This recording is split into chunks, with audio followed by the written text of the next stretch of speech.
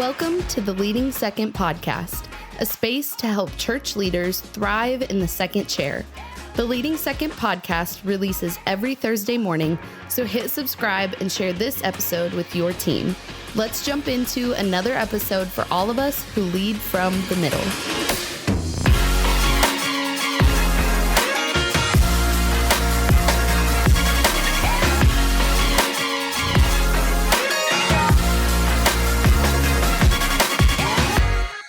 Well, Leading Second, welcome back to Season 8 of the Leading Second podcast. My name is Brandon Stewart, and we are so excited and honored to have you in this space today. If you lead from the middle, of course, in any capacity, Leading Second is your tribe. We created this space for you, so welcome home. We're glad you're here. And hey, if this episode resonates with you, which I believe it will, we're going to get into some good territory today. First of all, hit subscribe. Follow. We'd love if you join us every Thursday morning as we drop new episodes, but also join us at leadingsecond.com/podcast. We have notes available for you from this episode today, powered by Pulpit AI this year, for you to use with your team. Consider sharing this with your team. We hope it will be a blessing to you today. And along those lines, two of our favorites are back to help me interview today. I want to announce it though. Drum roll, please, ladies and gentlemen. Pastors Dillon and Leydanis Ritchie from CoastLife Church in Venice, Florida. Say what's up to everybody. Pastors. Pastor Brandon, who's your favorite of the two of us, though? You said we were your favorite, so which one takes number one? Which one takes number one, and why is it you? Is that what I'm supposed to say? No. Hey, Leading Second, we're always just so honored. Just for the record, you're my favorite too. I can't have him say that in public, that I am the favorite. So, I know we're always so honored that we get to be here with Leading Second, and just really excited for the conversation we're going to have today. Yeah, I love that we get to talk to Pastor Jason. I'm excited today. And you're ignoring my whole intro to you. Y'all were ordained recently in ministry. Congratulations. The thing I love about your story is you got saved around the same time Leading Second started as a ministry. That's why we didn't acknowledge the comment. We didn't want you to start doing math. That's my favorite part of the story. You're on our leadership team, but right as we were launching, you were accepting Jesus again. I'm just going to believe it was God ordained. There you go. I love it. Well, congratulations. You are our camp pastors. I guess I didn't know you weren't ordained. So it's kind of nice to have our camp pastors actually ordained now. So thank you to your pastors for recognizing the call of ministry. I love it. We love you guys so much. And as has been mentioned, our guest today, Pastor Jason Parrish from The Well in Salt Lake City, another one of the favorites around here. We got a lot of favorites. Welcome to the podcast, Pastor Jason. Hey, dude, it's so great to be on. And as always, it's an honor to be able to have these conversations with you guys. And so I'm looking forward to digging in. Absolutely. I feel like it's not going to be long. We need to have you back more often. It's been like 5 years, way too long. But it's not going to be long before we're like Dr. Jason Parrish or something. Here, tell us about your journey. Tell us about your journey that you're on. Yeah, it's a long journey. It started this last year, doing a program through SEU to finish up my master's. And then from there, hopefully, by God's goodness and grace, move on to my doctorate, get that done. The goal is before 50, and I think I should be able to settle it up. If I just go straight into it, I think it'll be 47, 48. So we'll get there. I don't have a problem sharing my age. So I was going to say, can you believe we're to the age where we're talking about goals by 50? Goals can you by believe 50. That? We should just do a whole podcast on goals by 50. Let's go. That would be fun there. I've told you this. I haven't told the world this yet, but I'm about to, I guess. I'm gonna do that program, yes, and my goal, I think I will finish. If I follow my little track I'm on here, I will do it and finish when I'm 50. Let's just commit to best by 50. Doctors, best by 50. Come on, best by 50. That is the unofficial. That's the title of the podcast today. Best by 50. Dillon and Leydanis are like 20, so they have no clue what we're talking about. I'm 33, but my wife knows that my goal in life is to look like Jason Statham, so I'm looking forward to my There you go. That's Come awesome. on. Well, hey, The Well sir, is growing. You A lot. guys are stewarding a miracle. Tell us a little bit about what God's doing at the church. Yeah, it's been a wild ride. We launched 12 years ago. We launched to 8 inches of snow on our first day, and it's been a wild ride. We've seen God's grace. We started with 34, 35 people in the living room, and Wow.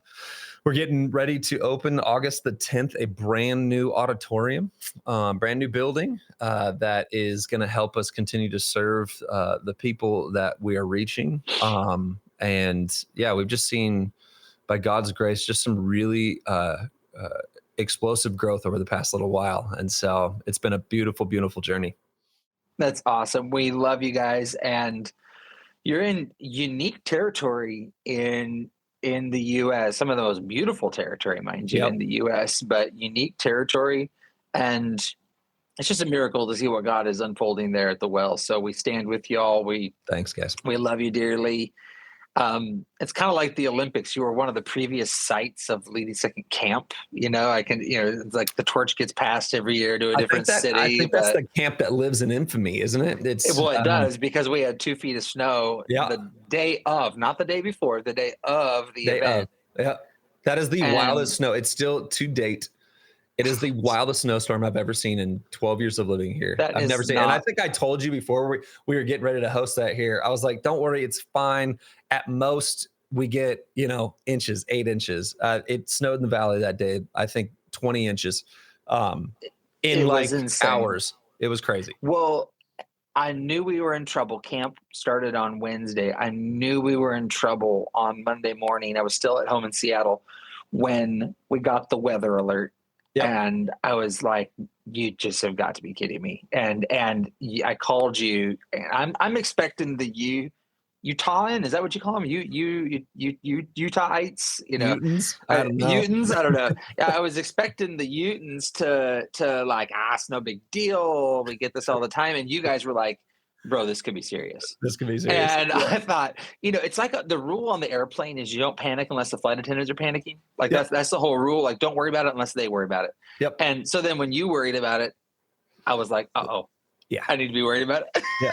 Well, I remember when we were there and we were like, nothing closed though. I was like, how are people still living? And I'll never forget. How are they still living? Why are they alive? Well, I was like, why is well, this is Florida talking. This killed off a whole community. But I'll never forget your volunteers in this snowstorm were shoveling snow and getting the parking lot ready. And I was like, wow, that is incredible that they were going out of their way to this extreme level just so that people and leaders can have an encounter with God. And I'm like, where are the heaters? I'm going back. Yeah. That's awesome. Yeah, we got a great crew of people here, and we just live in the wintertime, so it's fine. Like, we just know how to roll. So that's awesome. And you're right, it didn't close anything down. Schools didn't close. It's just a lot of snow. So that's so funny. They still live, Lays. They still live. We still live. Crazy. Okay. Y'all, I love you. We are doing a terrible job getting into this podcast today. We are here to do some business today. We let a lead pastor in. We do let one sneak in every once in a while to Leading Second, and today's the day. In fact, let's start here, Pastor Jason. You are a second chair alumni. So you pastor this brilliant church now, but you actually had years faithfully serving in the second chair. When we met, you were not long out of that. I don't think. No. Yep, that's true. But tell us about your experience, first of all, serving in the second chair. Yeah, the years that you did. Yeah, Eric and I, for the longest time, I went away to college. My first, bachelor's, I went away to college, was a part of a church there. But honestly, I grew up in a small church in Covington, Washington. And Eric and I served as we were bivocational youth pastors and then young adults pastors. And after I got back from college, so that would have been from about 2001 all the way to 2012, I sat in a second chair seat, whether that was youth pastoring, young adults pastoring bivocationally in Seattle. And then we eventually moved and served another pastor in the Phoenix area.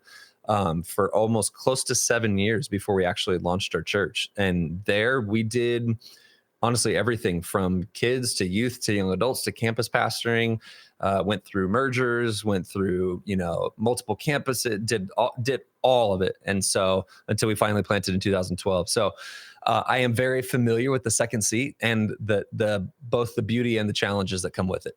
So. Absolutely. Well, I just wanted everybody to understand that. And this is just for free. This is a side note, I guess. I just think some of the greatest lead pastors out there, it's not everybody's journey, but some of the greatest lead pastors out there started in the second chair. And we never want to create this conveyor belt like, if you're faithful here, God's going to use you. We firmly believe at leading second chair is not second class. And then many of us, our lifetime calling is to serve in the second chair. Yeah, I do love how God used you powerfully in that season, but then he took you to where you're at now. And I think you'd agree with me. It just proves something in you. Yeah. When you serve in the second chair, it prepares you for the first. Oh yeah, 100%. And you learn if you do it right, if that journey is for you, senior leading a church. And we knew that for a really long time. We were open with our senior pastors when we first got there about that reality, but we served with everything that we have. And I would say to this day, we are a product of that leadership and what we learned from there. And so those years in that seat were some of the best and most important years for us. Yeah. Yep. Yeah. I love it.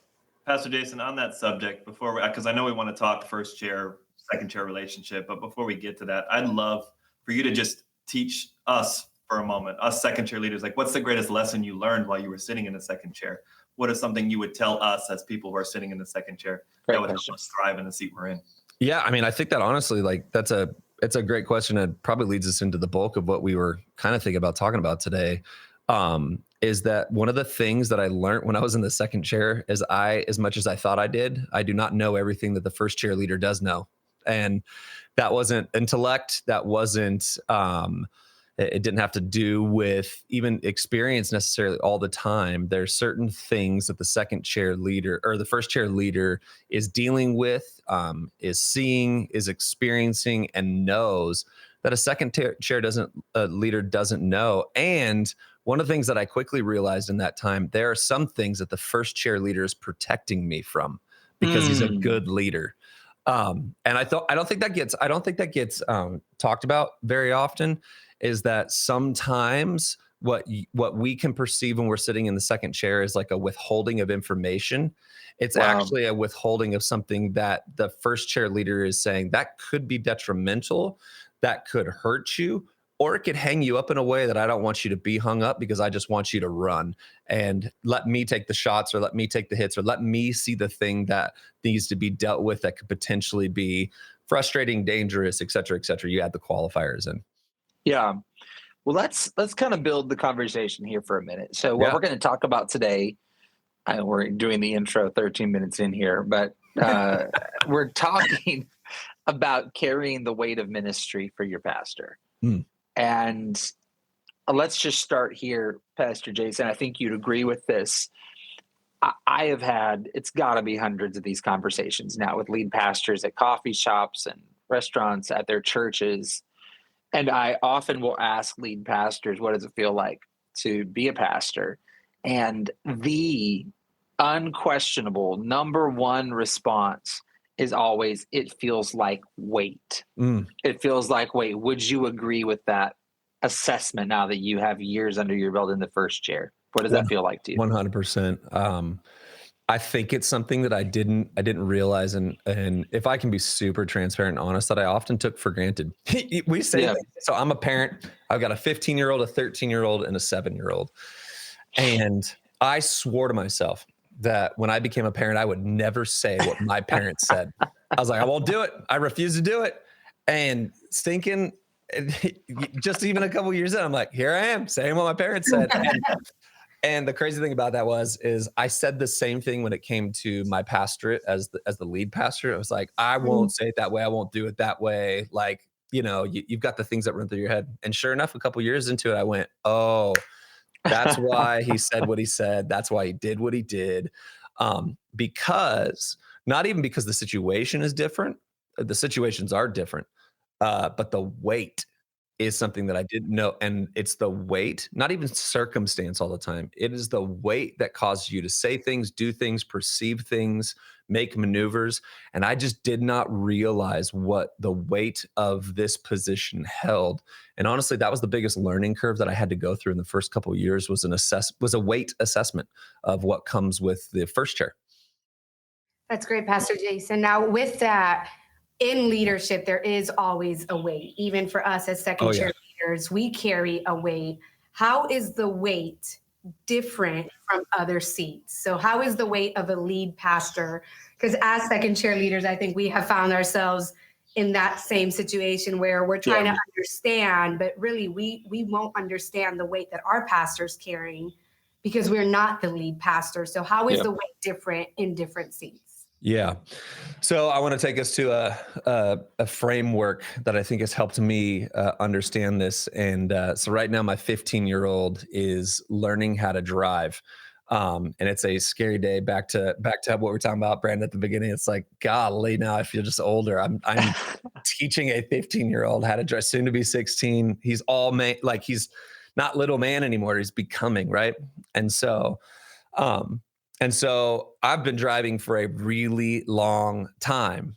And what I've learned is that I'm sitting in the driver's seat most of the time, take him to the school, and I've got my hand up here and I'm toggling with things and I'm chatting with everybody in the back. And I'm doing what I know how to do after many, many, many years of experience.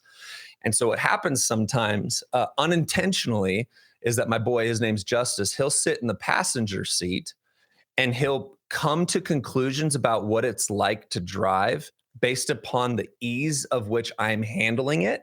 Wow. But then here's the thing that happens is that when I get him into the seat, so we took him to a parking lot in a church that's just near our house. And I was like, all right, buddy, I'm going to get you in the driver's seat now, because there's no way I'm putting him on the freeway yet or anything like that. But I just got him into the driver's seat and I watched something take place, is that immediately when he moved into that driver's seat, I watched him tense up. I watched him start to not, like, he's trying to reconcile what's going on. And before we took off, I was like, hey buddy, are you okay? Like, are you going to be able to do this? And he's like, Dad, I didn't realize, the words he said, I didn't realize that it was going to be as complicated as it is. Wow. Cause you made it look easy. Cause I made it look easy. And the ease doesn't not because I'm the best driver or anything like that. The ease comes from years of experience, time under tension, knowledge that he doesn't have yet because he's still learning. He's still new to it. And so I think that's probably the best framework that I've been able to work with and work around when it comes to what second chair can understand to the first chair and the first chair to the second chair as well, is that sometimes there's unintentional information that's being passed along that doesn't necessarily describe the true reality of what each seat is working with. Does that make sense what I'm saying? It does. And I think that's my question for you is, here, let's just get a little personal for a minute.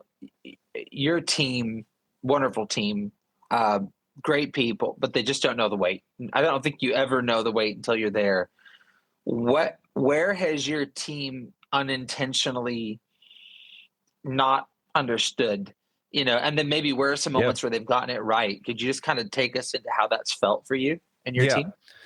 Yeah. So I think oftentimes this is going to sound really like, it may sound really stupid and small, but the amount of details that I have to look at before I can make a decision is there's so many more of them than there used to be when I was in the second seat. Yeah. And so what happens many times is that I'm looking at all of these things, and I'll bring this back to the car analogy because I think it helps. I'm looking at all these things before I make a maneuver, that when my son is sitting in the second, like in the passenger seat, he is not looking at what I'm looking at. I've got the rear view mirror right here. I've got my rear view mirror back here. I've got myself looking over my shoulder. I know my speed. We've got a manual. So for those of you who have never heard of what a manual is, Tesla doesn't have them. All right, you got to use your hand to shift gears. Okay, it's theft deterrent. It's awesome.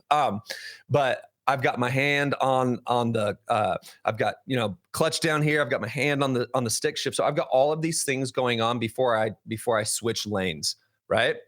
My son doesn't recognize that when he is cruising comfortably in that second chair forward. He's got the windshield he's looking at. He's not looking at the other mirror. He's not looking at any one of those things.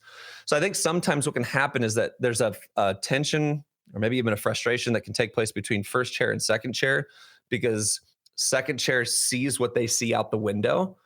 But the driver is having to look at other things before they negotiate the turn that the passenger's like, just shift lanes. And it's like, oh, hold on a second. I'm looking at a lot of other things that you're not looking at yet. So you're reminding me of a rule we had to set in the car years ago. Every time we would back out of our house, my daughter would want the music changed. Like, hey, can you put this song on? Or, hey, can we play this, this album, whatever. Yep.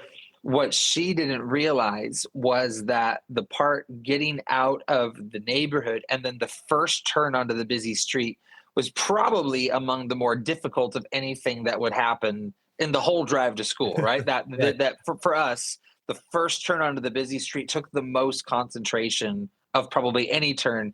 And so I had to set the rule. We don't even talk about music until after that turn is made, but the point is, she, in her mind, it was just, I want music. And it was a reasonable request when looked at it from her angle. To me, I'm like, you don't know what's going on up here. Yep. And the amount of thinking, I don't want to hit a kid in the neighborhood.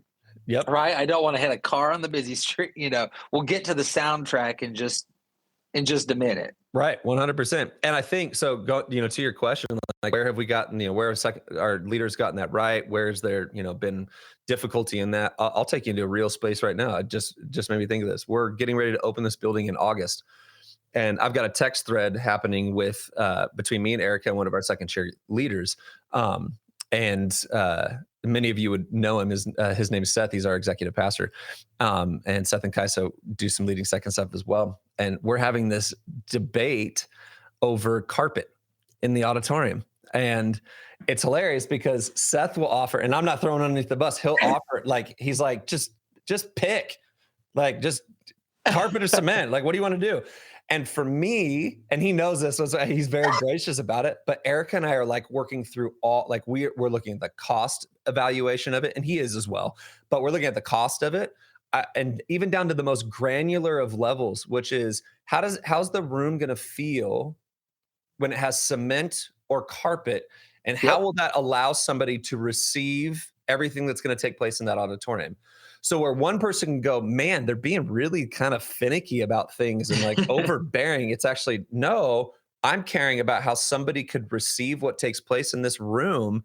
And I'm asking the question, will carpet help that to even 1% degree better? Because we are in a game of small percentages now, guys. And so that's kind of like, that's just one of the fun ways that I could probably create an analogy out. Like, I'm not just being picky for the sake of being picky. There's actually purpose behind my pickiness, if I could say it that way. That's great. I love this analogy of the car, because I think you'd agree with me that nobody likes backseat drivers. Makes your life more difficult. My 7-year-old's Let's just really take this analogy. So how do I become supportive in the passenger seat without becoming a backseat driver? Dude, that's a great question. How do I ask it one more time. How do I become supportive in the passenger seat and help us get somewhere, but not become a backseat driver that becomes an issue or an annoyance to my passenger? 100%. You back to Brandon's point, and I think this is kind of what you're saying, is you never critique what you don't know in the moment.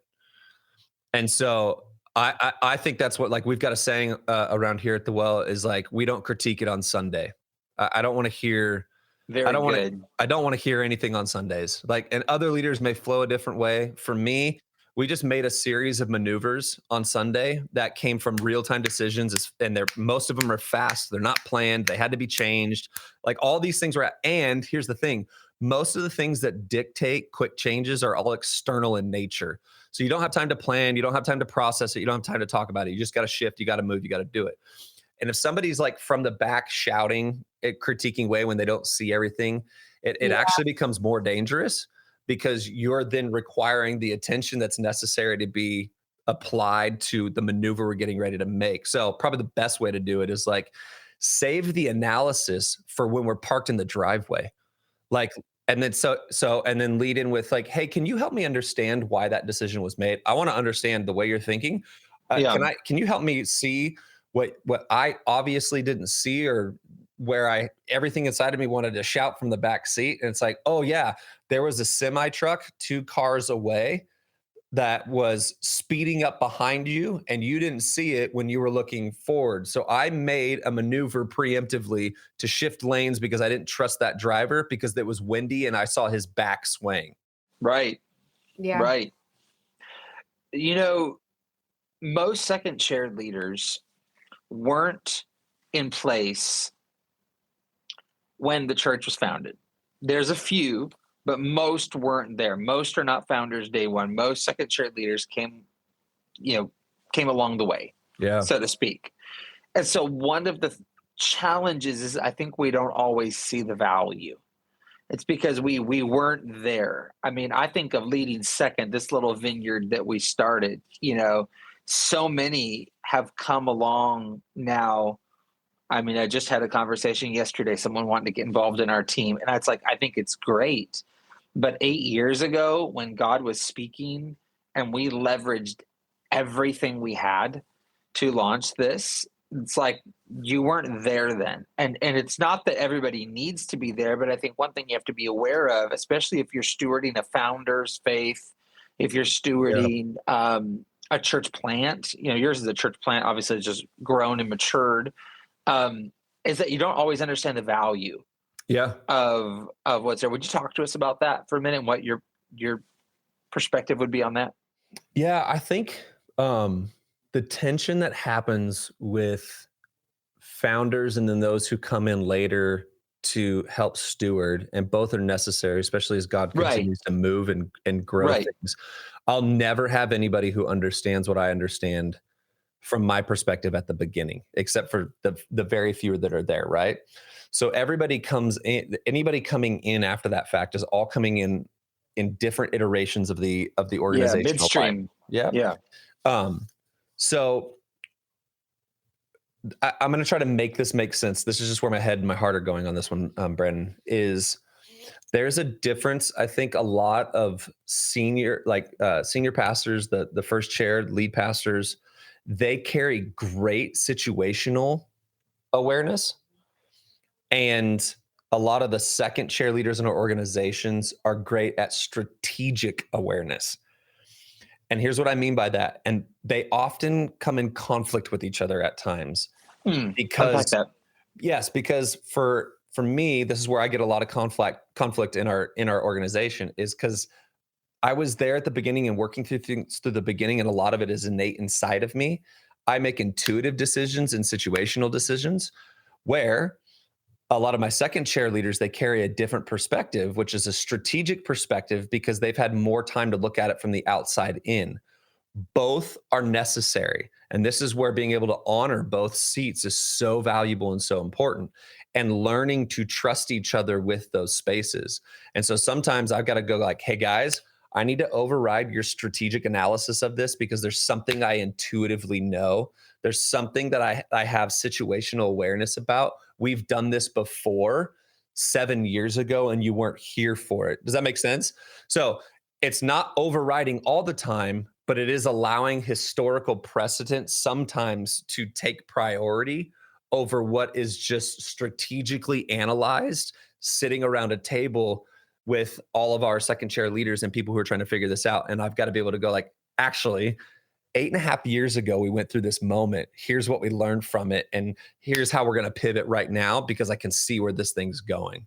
And you've got two ditches. You've got the one that's overly reactive, overly situational, where you're just reacting off of lead pastor gut all the time. Well, that doesn't scale. Correct.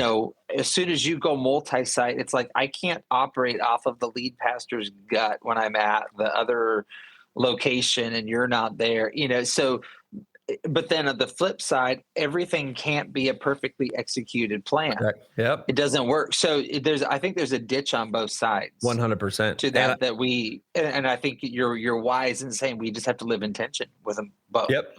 We have to be able to honor both. I've got to be able to default sometimes to the other side, sometimes to go, no, you guys, I get what you're saying. I see where you're coming from. I understand that. And I have to be able to yield to it. And this is something that we're working through in our organization right now. As we're growing exponentially right now, we're scaling. But you and I were talking about this earlier. We're scaling at a rate that, if not careful, could be potentially unhealthy or break some things. So we're in this beautiful dance of like learning to yield when I need to yield, and others learning to yield when they need to yield, and trust Jason and Erica with some stuff, and just go like, okay, we're gonna trust you on this one, and it's gonna be what it is. So it's this dance between both seats. It's great. It's great. I love that. And I think what you're sharing, Pastor Jason, is so helpful for a second chair leader in that tension. Because I keep thinking back to the passenger seat, and for second chairs, we're almost specialists in our area, right? We've got our boots on the ground. And I remember early on, not that many years ago, in our ministry journey, as a second chair leader, there would be this frustration because it was like, well, why is this a decision? Why aren't we're the ones on the ground. We know what's going on. And it actually, we learned over the years, our lead pastor has never been wrong. Like when we disagreed with a decision and we're like, why did we make that call? We're like, well, now we know why. But it took time to learn and have that understanding that our pastor actually has the best perspective in the car. Like you said, he sees the semi that's coming up while we're just out here like, hey, this is going great. First time guests are coming in. But I think it is a really hard tension between a second chair and a lead pastor to not allow bitterness or discouragement to get in the way. So how would you encourage a second chair leader to navigate that tension? Like, hey, how do we move forward with it? Yeah, that's a great question. The first thing is, again, I made this qualifier when we were doing the other podcast that we did together, which is my assumption is that everybody who's listening has healthy dynamics amongst their staff and their senior leader and so on and so forth. And so what I would say to that is you've got to learn how to onboard some of those decisions from the perspective that she are not making those decisions because they just believe that they're right all the time. And give them the benefit of the doubt that they're not making an ego-driven decision or a selfish decision.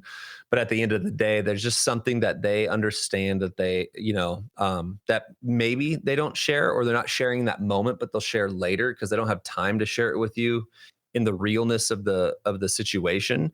And I think that's honestly the biggest thing when we talk about like bitterness and frustration and things like that, is it's really the emotional thing that we're pulling into it versus the decision that needs to be made. One of the things that Eric and I are doing right now is like, so here's a fun way. Let's just keep the car analogy going. Someone once taught me this. They said there's a difference between being on a 4-lane freeway and we're going straight versus going around, like scaling a mountain corridor when it's dark outside and raining.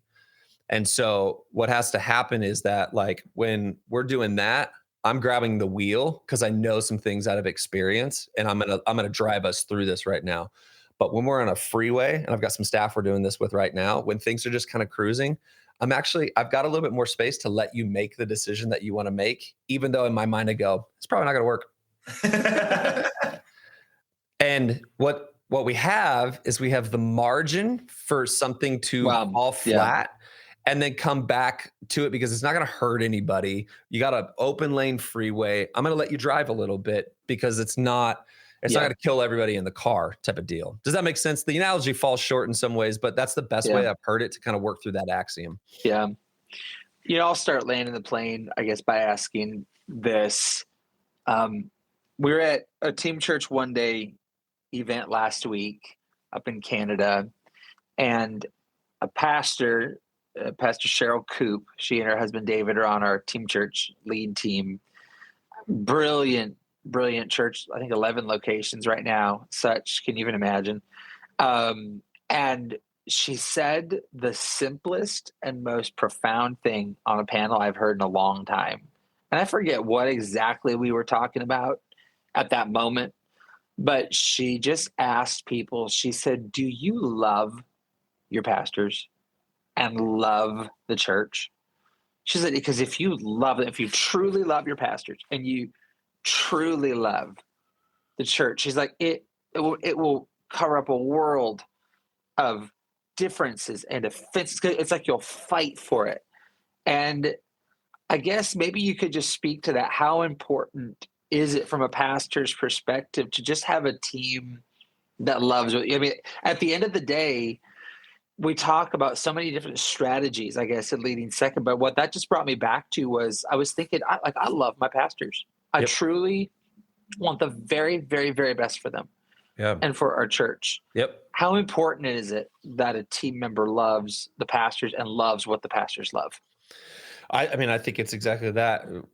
You've asked me before, others have asked us, like, if you could say one thing to second chair leaders, what would it be? And I would say, love what I love. And if you, and love it how I love it. Because you are being entrusted with it. And you should see that entrustment as great trust and confidence in your skills. I know my wife's parents planted this church with us, and they are some of the most amazing people. And they, besides one other couple in our church, are the only people we will leave our children with when we go out of town. And there's a reason for that. It's because I know that they love my kids the way that I love my kids. Now, they probably can't ever love them as deep as the parent does, but man, it's close. And so I know that my parents-in-law will do everything in their power to protect those kids, love those kids, feed those kids, grow those kids. And because of that, I can with trust go, here, mom and dad, can you steward these kiddos while we're not here? So love what I love and love how I love it. And I think that's the best thing a second chair leader can do, is figure out how your leader loves the thing that they've given their life to. Very good.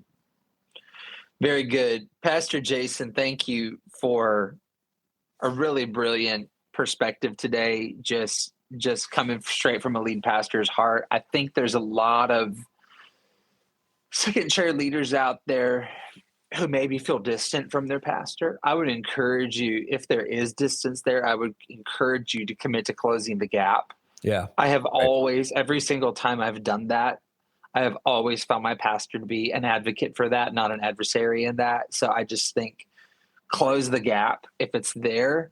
But, also we need to be big, and we need to be able to shoulder. We don't need to be pastor's best friend. We don't need to be talking every day, some of those kind of things. But thank you for just, I guess, peeling back the veil a little bit.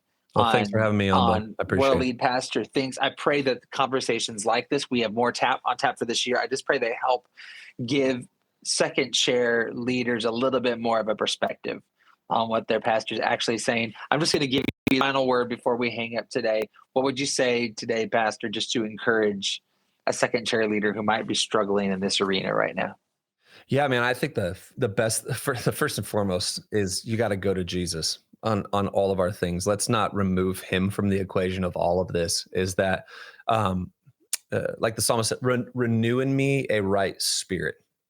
Wow. Yeah. And I think that's the scripture that held me when I was sitting in a second chair place and I felt my heart getting a little sideways, is Lord, renew in me a right spirit.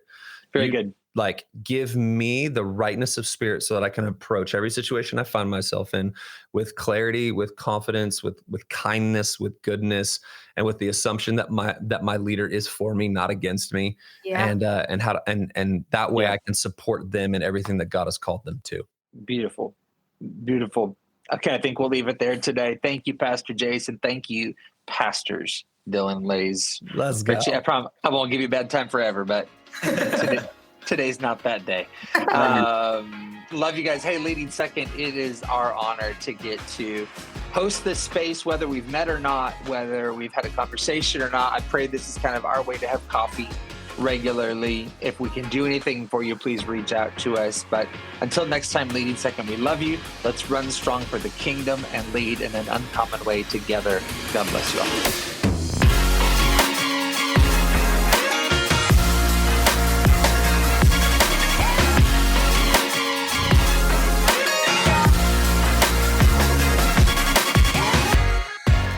It is our honor to serve churches and leaders across the globe. We equip ministry leaders with the coaching, events, and resources needed to embrace their calling, get it right with their pastor, and lead in an uncommon way. Visit our website, leadingsecond.com, to learn how we can come alongside you as you lead from the middle. From the second chair, for the second chair.